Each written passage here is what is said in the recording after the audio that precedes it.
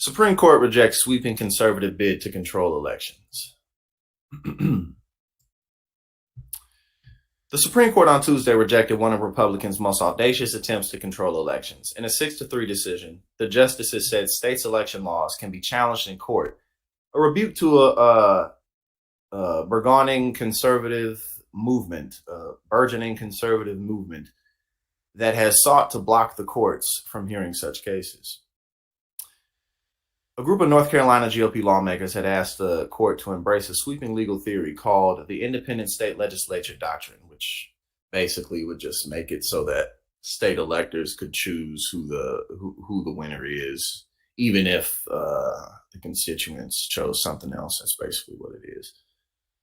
The theory holds that state legislatures have total control over their state's election rules, including the procedures that govern presidential elections. Even if a state legislature does something that would violate the state's constitution, proponents of the independent state legislature theory argue the courts have no ability to stop them. The Supreme Court rejected that argument in one of the highest profile cases of its term, Moore v. Harper. Definitely very good that they rejected this.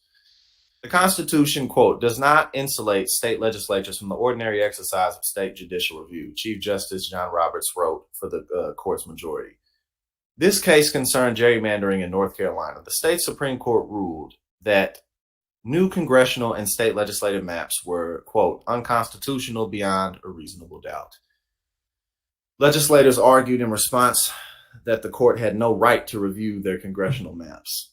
And again, it's just like, okay, so the court doesn't have a right to do this, but also, screw what the people want. Essentially, it's just authoritarianism.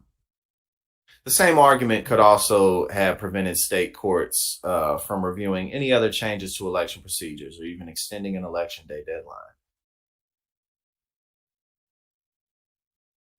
So definitely good news. We'll keep our eyes on that. But I remember,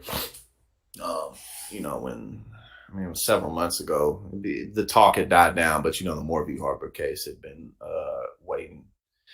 And it definitely would have been bad news if they would have sided in favor of that.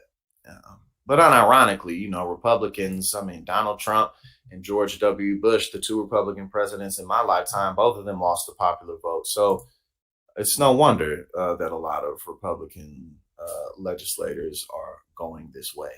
You know what I'm saying? So that's just what it is.